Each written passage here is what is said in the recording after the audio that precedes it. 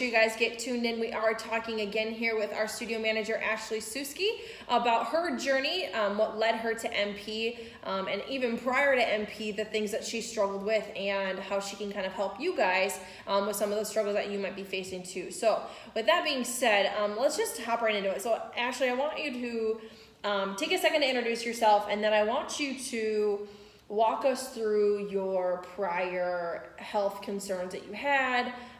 Kind of where was the breaking point for you? So let's just introduce yourself and then walk us through your journey before you found MP. Sure. So my name's Ashley. I am the studio manager here at MP, and I would say my story starts, my story is very different the way I remember it than like my parents and the people that had to deal with me on a daily basis.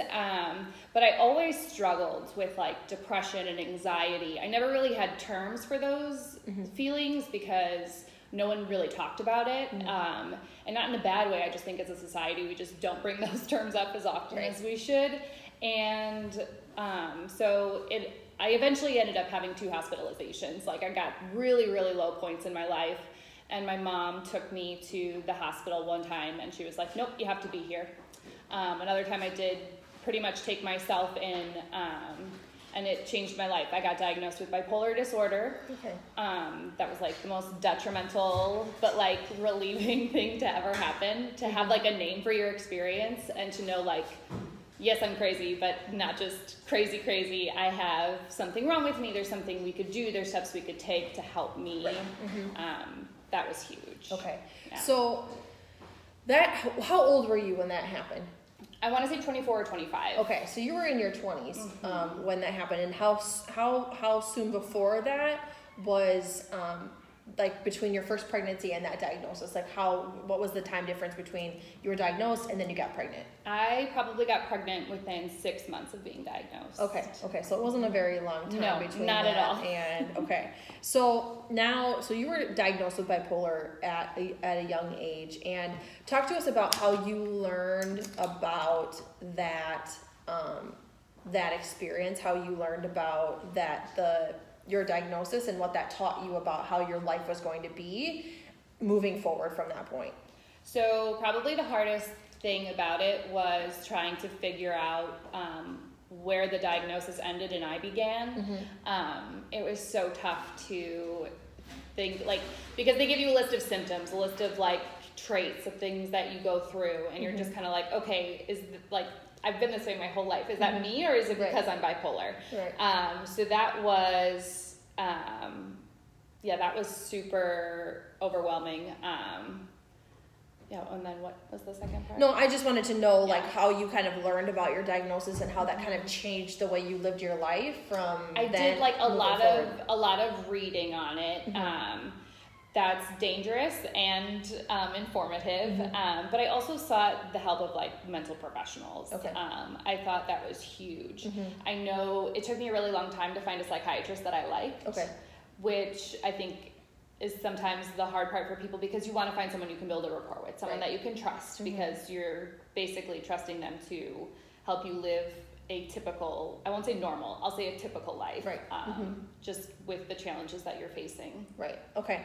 So the next question I have for you is, we talked a little bit about your health issues prior to your first pregnancy. So after your diagnosis and finding out that you were pregnant with baby number 1, kind of what was your thought process regarding your pregnancy after? I mean, it was a very short time before diagnosis and then pregnancy, and it doesn't give you a lot of time to learn about your diagnosis and how you're going to react. And then all of a sudden you're pregnant and now your hormones are even more crazy. And talk to us a little bit about your thought process regarding your health and your pregnancy. Well, the craziest thing about having a mental health issue and knowing you're becoming a mom is accepting the fact that you could be bringing someone else into this world that's going to have the same struggles you do. And there's basically 2 ways you can look at that. You can find it like, oh my God, do I want to bring this child into this world? Do I want to, subject them to what I was subjected to? Not like I haven't had a great life, but all the internal struggle and everything that I was dealing with. Or you could look at it like, hey, a lot of people deal with mental health issues. I know that my children are probably more susceptible to having mental health issues, but like, who better to help them or find out, like early warning signs, get them the intervention that they need.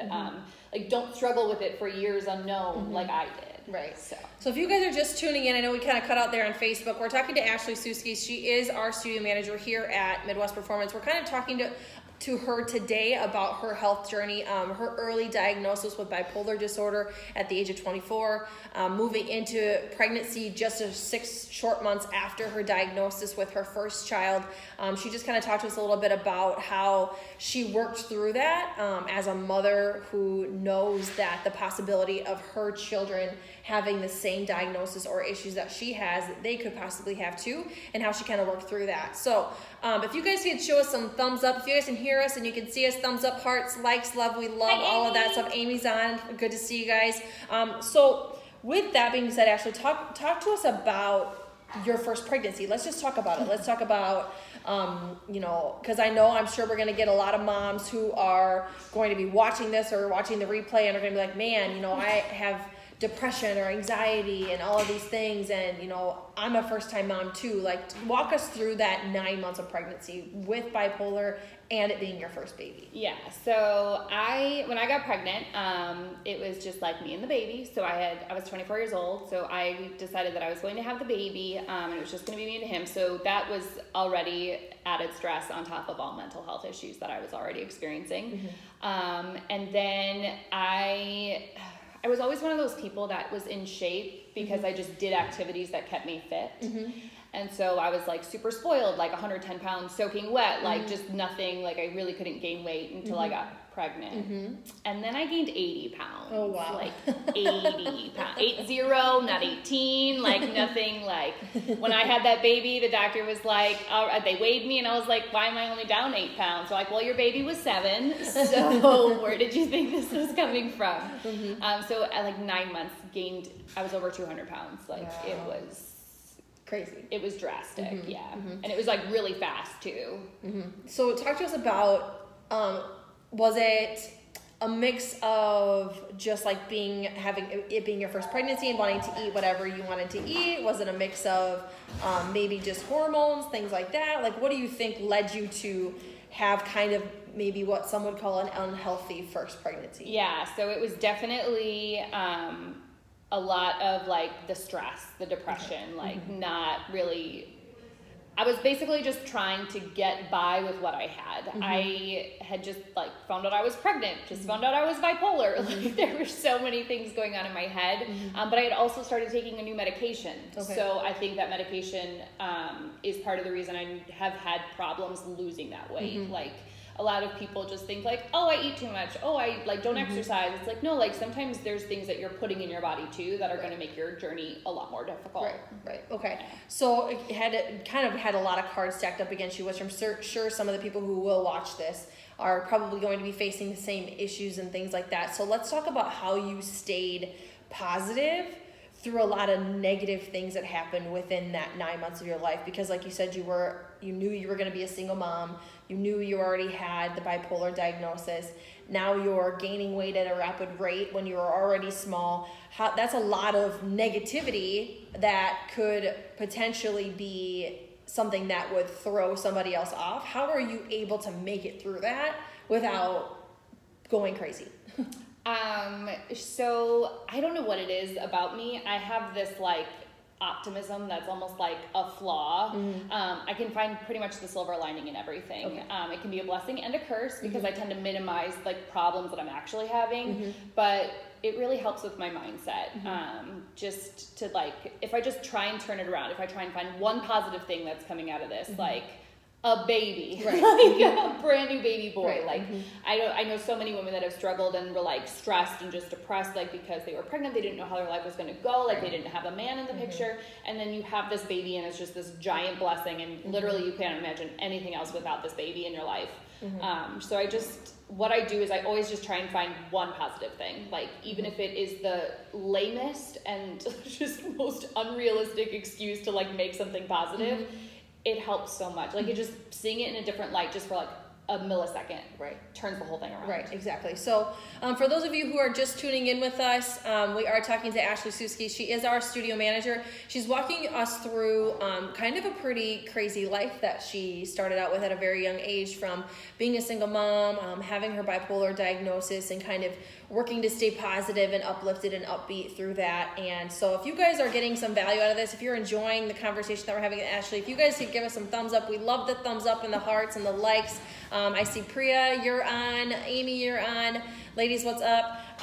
So now, fast forward to after baby 2 and baby 3, yes. right? So Ashley has 3 children now, and they're the most adorable kids ever. We just celebrated Leo's 5th birthday. Emmett's 5th birthday. Leo's, Emmett's 5th birthday, like 3 weeks ago. Yeah. And he was amazing. That was so much fun. So let's fast forward through life. Marriage, baby 2, baby 3. Now you're at the point where you know something's got to give when it comes to your health. So let's talk about what prompted you to find a gym, and let's talk about your journey in finding NP and what that was like for you. Yeah. So I was notorious for like saving all these like healthy recipes on Facebook, all these workout things. I like my whole, like still to this day, if I probably went back, I'd find all of this like healthy stuff. Like in my mind, I was there, but like nothing about my body was doing anything to actually accomplish those things. And I think just finding when those two can like finally agree, like, okay, we're doing this together. Like, just because, I mean, your body like your heart feels one way, your head feels another way, your stomach feels a completely different way. Until you can get those all on the same page, it gets really difficult. But I just remember sitting there and I just saw this 6-week challenge pop up on my newsfeed. I'm like, oh, somebody's aware of all the things that I'm saving here, and they're like, okay, let's act on it now. So I scheduled my consult with you. Yeah.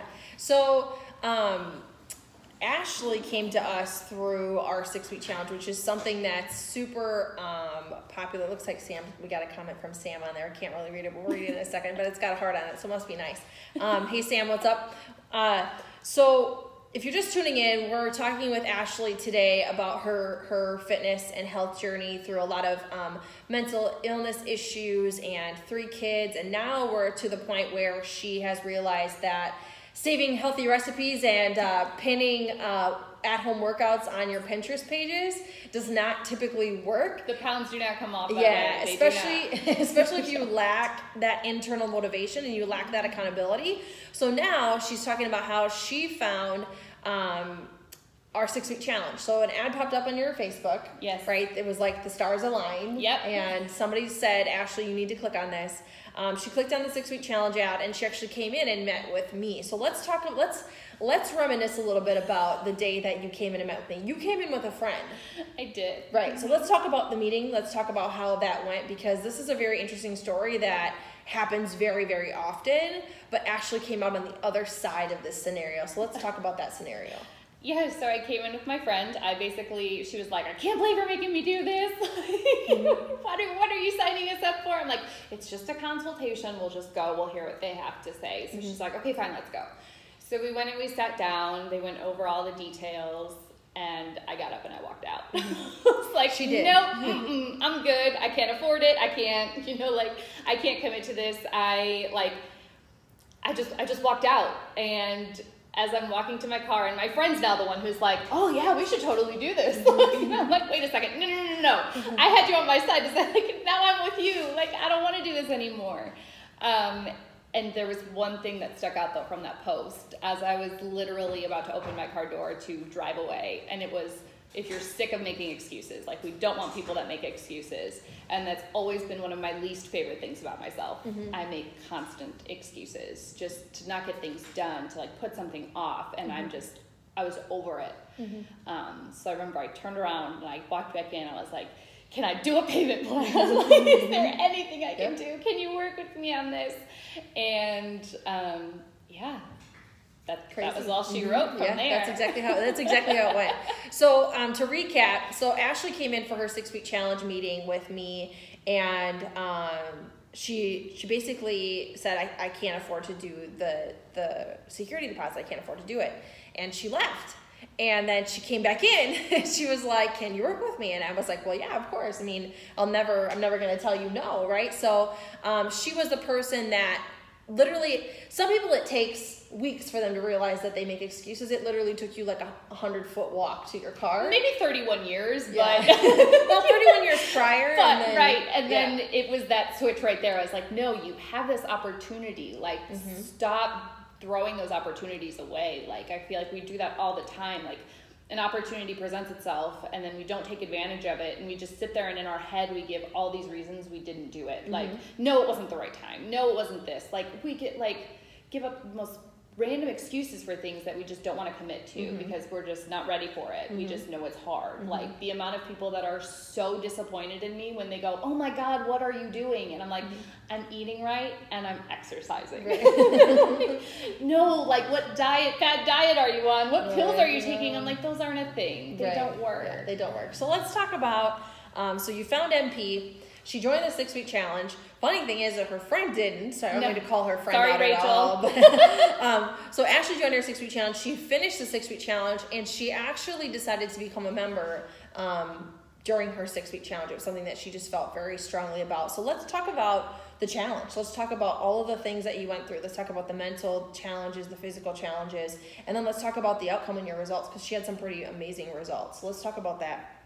So, like, I know when I was going through the challenge, it was challenging, but I was so excited. I was feeling so much better. I was committing to something that I said I would commit to. Like, I was doing it. So I know that it was probably really hard at the time to, like, not put mayonnaise on things and stop putting creamer in my coffee, but I knew, like, one of my friend's moms gave me the advice. She's like, you can do anything for 6 weeks. Anything. And I was like, oh, okay.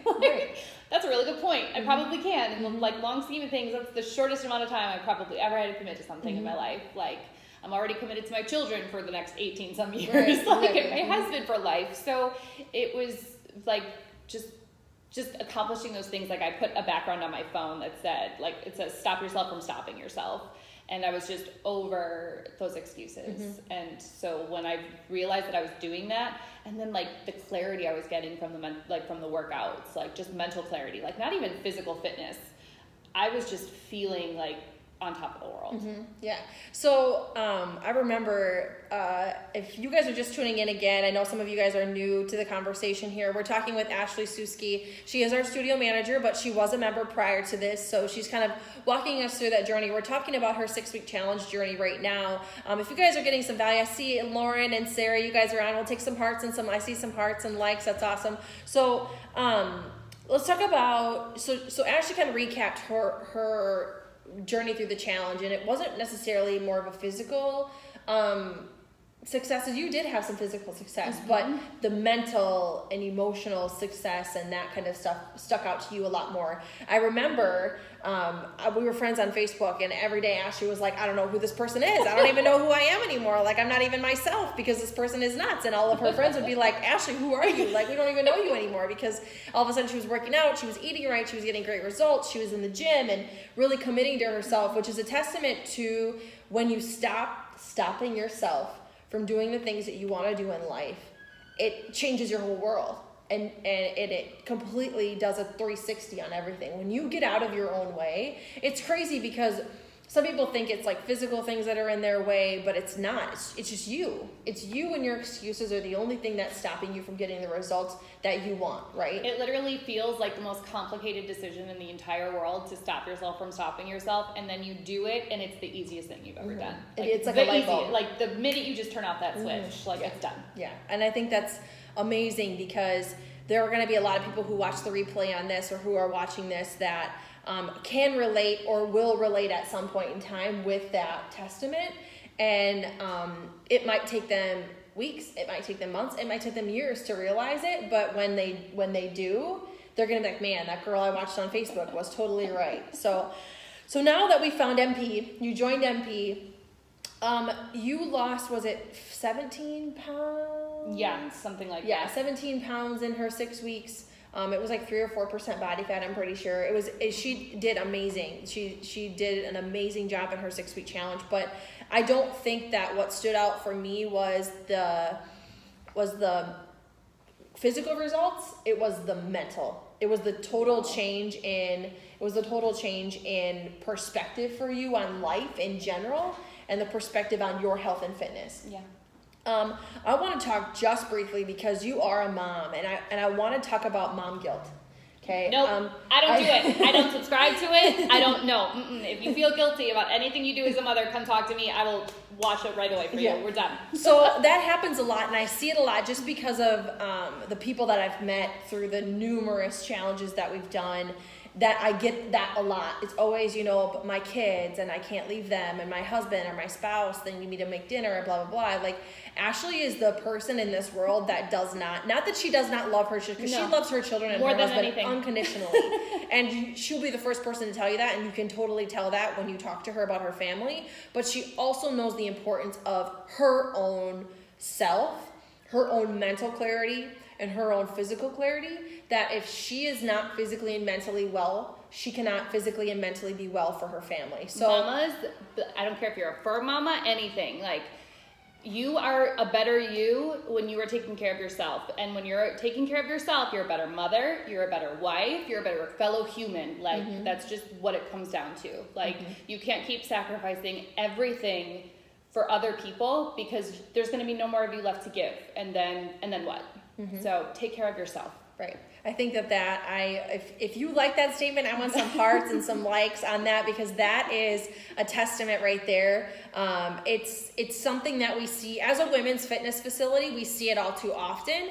We see all too often that moms somehow, some way put themselves on the bottom of the totem pole. And it happens all the time. All of a sudden, everybody else is above us, and we just keep pushing ourselves back. You're down at to the top. bottom. You are the most important. They need you. Yeah. And I think that that's exactly what it is. Like, your family and your husband and your kids and your coworkers and your boss and everybody else around you, the world needs good humans in this world. And if you are so drained that you can't even be a good human, it becomes very difficult for you to be healthy, for you to get to where you want to go, and for you to just be a better person altogether. So I think that is something, we could talk hours about that, but just keep that in mind. Come to me. I'll take all your mom guilt away. I will throw it out for you. Mom guilt. Don't worry. Okay, so now that we've gone through the journey with MP, now that you're here, now that you've kind of embraced the culture that we have here, let's talk about what made you want to become a part of this team. So honestly, the one thing one of my favorite things I've learned in life is that when you find something you love and you want to be or you want to do, you literally just have to drown yourself in it. Like, just let it overwhelm you, do everything you can to be surrounded by it constantly. They say you're the average of like the 5 people you hang out with the most. So I'm like half toddler, half MMA fighter. Like, I got Brittany over here. Like, I am, like, you just have to take those things that you love and like literally drown yourself in it. Like, just let it take over your life, because that's whatever you want it to be, you have to make that happen. And I knew that just the feeling, the community here that I saw, like, was just something I wanted in my life constantly. Yeah. So, which I think is awesome. So if you don't know this about Midwest Performance yet, pretty much every person that you meet here, whether at the front desk or on the coaching floor, was a member at MP before they actually became a staff member. And that's just a testament to them growing in the MP culture, them growing in their physical health and wellness journey, and you wanting to touch lives just like the people here had touched your life. And I think that it is a force that can't be held back. As soon as you immerse yourself in this place, and we do our 6-week challenge meetings, and I always feel like I'm not tooting my own horn. I promise that I'm not, but this place is just not like any other. I'll toot her horn. It is. It absolutely is. Like, it is magnetic. It is like encouraging and motivating. I mean, I don't ever come here. Like, I had a woman today tell me, she just did a free week pass with us, and she told me, she goes, "You are so lucky." I was like, "What do you mean?" She's like, "You smile constantly when you're here." She goes, "How did you find a place that you just smile when you're at work?" And I just looked at her and I was like, "Oh, I guess I do kind of have this goofy smile on my face the entire time I'm here." But it's true. Like, it's contagious. Everyone that walks in that door just brings something completely different to the table. And I'm forever grateful for that. So Ashley is our studio manager. So she is the mothership around here. She is the face of the front desk. And she's an amazing human. She's an amazing employee. She's an amazing studio manager. I know that our ladies love her. I know that the people that come in here that meet her for the first time love her. So if you guys are watching this, if you're watching the replay, if you guys ever come into the studio or if you call in or text in or whatever, 9 times out of 10, you're either going to be talking to me or you're going to be talking to Ashley. So with that being said, as we wrap things up, and we'll ask for some Q&A here in just a second, but if you could give the best advice to anybody watching this or anybody who's going to go back and watch the replay who is a mom, who is sitting at home watching their kids play on the floor, who can't fathom putting a workout DVD in or getting up off the couch and going into a gym to try something out, what would you say to them to encourage them and motivate them to just take that first step? Stop thinking about it. Just stop. You're going to overthink about it. You're going to think of all these excuses. You're going to talk yourself out of it. The one thing I tell people now when they come in for my challenge meetings is talk yourself into it. Stop talking yourself out of things. Like when you go home and like someone gives you an excuse, give them an excuse back as to why you need to do it. Like keep talking yourself into it. Find those silver linings. Find anything that just like think about how much more your kids are going to have fun with you when you can like keep up with them, when you are just more energetic and you're having fun. And think about how much more like happy you're going to be with yourself. I know it's so hard to accept that you're the only thing stopping yourself from accomplishing those things, but I promise, like the second that you can just be like, okay, yep, it's me, it's just me. Like my husband really will let me go work out for an hour. My kids can survive without me for an hour once a day. Like I can do that. It's just you, and that's okay. That's like that's fine. But